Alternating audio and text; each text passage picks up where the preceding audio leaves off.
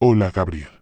No sé si alguien más va a leer esto, ni siquiera sé si va a llegar a tus manos, pero neta ya no tengo a quién más contarle esto. Me llamo Maximiliano, soy de Querétaro, tengo 31 años. Y juro por lo más sagrado que no estoy loco, aunque sí siento que algo se rompió dentro de mí desde hace semanas. Todo empezó con una llamada perdida en mi celular. No era nada raro. Hasta que vi el número. Era el mío. Pensé que era un bug o alguna falla del operador. ¿Por qué? ¿Cómo carajos me iba a marcar yo mismo? Lo ignoré. Pero al rato volvió a sonar.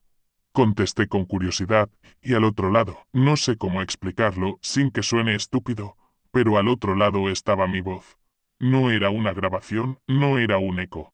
Era mi voz en vivo diciendo, ya estoy, aquí. No pude responder. Me congelé. Me puse pálido. Literalmente sentí como la sangre se me bajó de golpe, y luego se cortó. El silencio que siguió fue tan pesado que sentí que el cuarto entero se me venía encima. Intenté racionalizarlo, decirme que era una broma, que alguien estaba usando una app para imitar mi voz, qué sé yo. Pero desde entonces, todo empezó a irse al carajo. A los pocos días, en mi chamba. Un vato entró con mi identificación, literal. La misma credencial del trabajo, mismo nombre, misma foto. Lo más enfermo fue que mis compañeros lo saludaron como si nada. ¿Qué onda, güey? ¿Te fuiste temprano ayer? No, le dijeron. Me quedé viéndolo desde lejos, y ese cabrón se movía como yo. Hablaba como yo, se reía como yo. Me acerqué, directo con recursos humanos, les dije que había un error, que alguien estaba usurpando mi identidad. ¿Y sabes qué me dijeron? Que yo ya había pasado por ahí hacía media hora. Me mostraron la base de datos y ahí estaba. Foto, firma, registro de entrada. Era yo. Pero yo no recordaba haber estado ahí esa mañana. De hecho, aún estaba en mi casa a esa hora.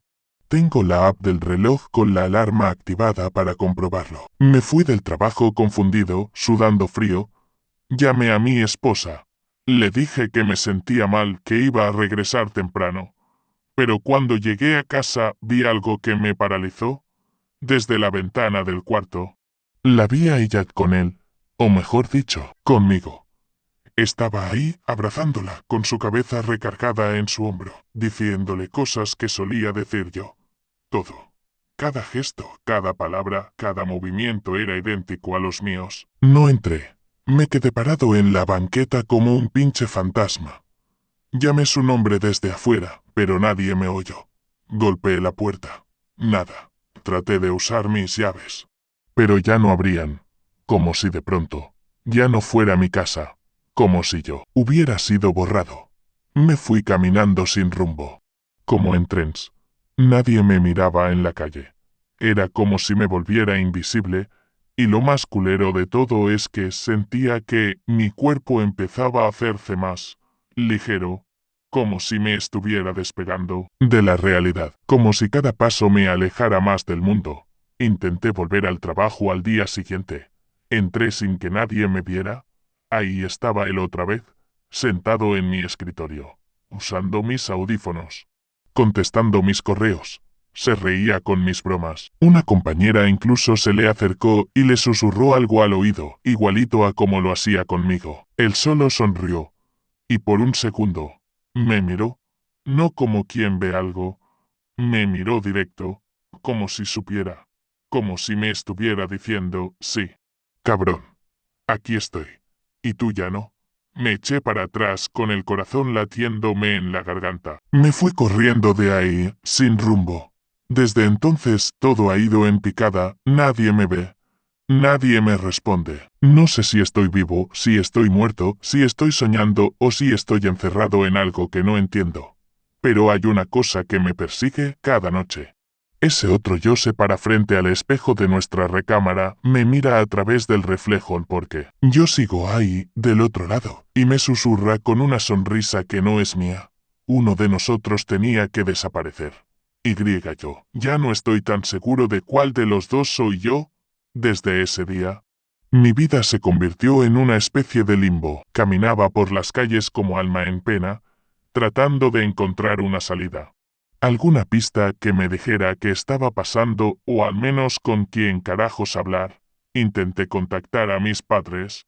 Los llamé una y otra vez. Nada. Luego fui a su casa y vi que el coche de mi papá estaba afuera. Me acerqué a la ventana y vi una escena familiar. Estaban cenando los dos con mi hermana menor. Y ahí estaba él también, sentado en mi lugar, riendo, brindando con una cerveza. Me acerqué más, desesperado. Pegué la frente al vidrio como un maldito loco y entonces mi madre giró la cabeza. Y me atravesó con la mirada. Por un segundo creí que me había visto. Me ilusioné. Abrí la boca para gritar su nombre, para rogarle que me ayudara. Pero no. Me miró, sí, pero como si yo fuera un mal sueño que se va al parpadear. Su mirada siguió de largo y siguieron comiendo. Lloré como nunca en la vida. No me importó que me vieran los vecinos, ni que pasaran coches. Me desmoroné ahí mismo, sobre la banqueta frente a la casa de mi infancia, sabiendo que ya no pertenecía ni siquiera ahí. Esa noche dormí en la calle, envuelto en una cobija que alguien había tirado en un parque. Hacía frío, y no solo el de afuera, sino un frío dentro del alma. Como si la sangre me estuviera abandonando. Soñé con él. No como lo había visto en la oficina o en mi casa. No.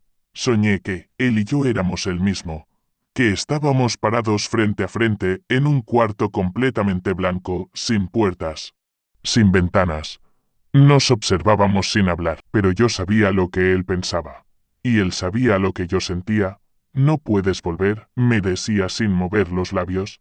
Tú ya no tienes lugar aquí. Y yo, en lugar de pelear, solo agachaba la cabeza. Como si en el fondo supiera que tenía razón. Me desperté temblando. El diario donde había escrito este relato seguía en mi mochila y no sé por qué. Pero lo abrí. Escribí otra vez lo mismo que he repetido desde que todo comenzó. No estoy loco. No estoy muerto. Soy real. Pero la tinta se veía más tenue, como si las palabras se borraran apenas salían de la pluma. Caminé hasta una cabina telefónica, una de esas que ya nadie usa. Marqué a casa. Al contestar, escuché la voz de mi esposa. Esa voz que tanto amaba. Pero no sonaba como antes. Sonaba hueca, cansada. Hola, dije, casi rogando. Hola, repitió ella, pero no a mí. ¿Quién habla? Soy yo, le respondí. Maximiliano. ¿Estás bien, Maximiliano? Hizo una pausa. No, Maximiliano está aquí conmigo. Se escuchó su risa. Suave. La misma risa que siempre usaba conmigo después de decir alguna tontería. Esa risa, pero para otro, colgué sin decir más. Me senté en la acera con la cabeza entre las manos. Quise vomitar. Quise gritar. Pero ya no tenía voz. Literalmente. Intenté hablar en voz alta. Y lo único que salió fue un susurro sin fuerza. Como si mi garganta se estuviera secando por dentro. Caminé durante horas. Las calles ya no me reconocían. Los lugares donde solía comprar café estaban cerrados. Vi a gente pasar a mi lado y nadie me notaba. Un niño pequeño tropezó conmigo sin verme. Como si fuera aire. Crucé frente a un espejo en una tienda de ropa y ahí estaba él, el otro, del otro lado. No me reflejaba yo. Era él. Pero su sonrisa, su maldita sonrisa era distinta. No era mía. No era amable. Era de alguien que había ganado, de alguien que se había quedado con todo.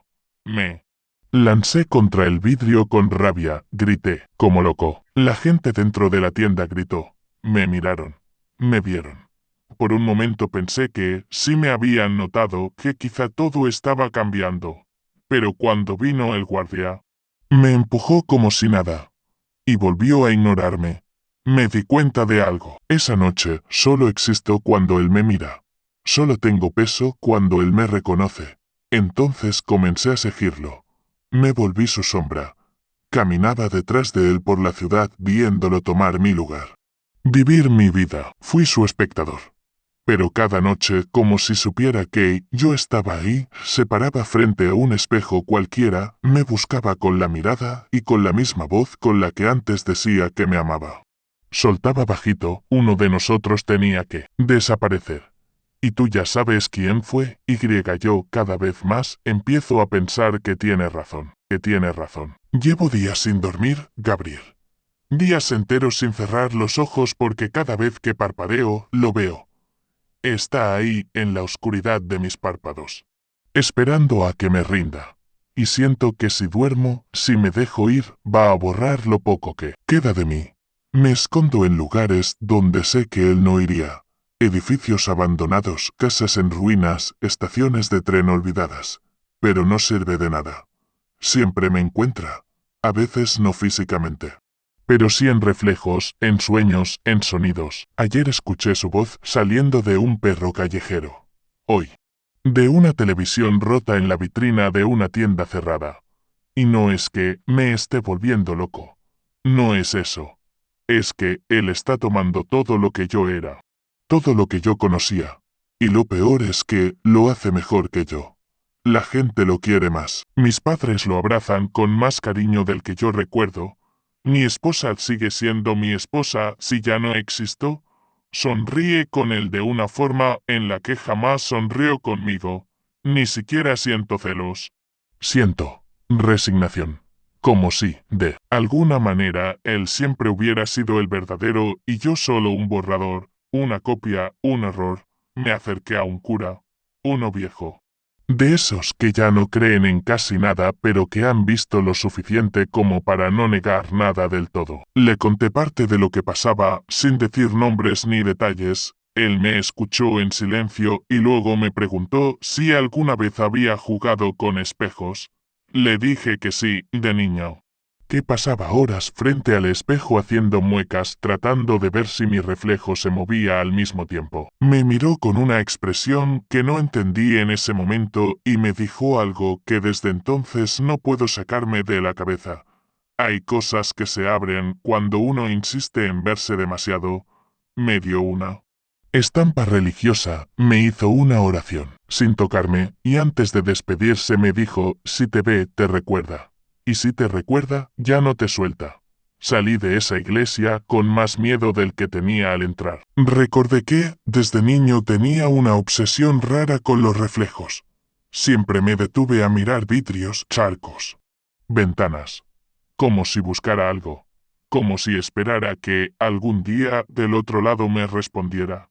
¿Y si lo hice? ¿Y si ese reflejo esperó tanto tiempo que decidió tomar mi lugar? Lo pensé todo esa noche. Pensé en si tenía algún pecado que pagar. Algún error de esos que uno arrastra sin saber. Pero no, no hice nada que lo mereciera. Fui normal, común, uno más. Tal vez ese fue mi error. Ser tan ordinario que hasta el universo pensó que podía reemplazarme sin que nadie lo notara. Hoy, al seguirlo por la ciudad, pasó algo diferente. Él entró a una vieja librería, una que solíamos visitar juntos mi esposa y yo. Yo me escondí entre los estantes, y él, sin mirar atrás, murmuró algo al dueño del local.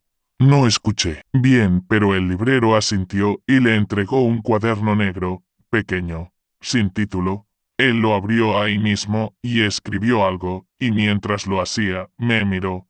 No directamente, sino al reflejo de una ventana. Yo también lo miraba.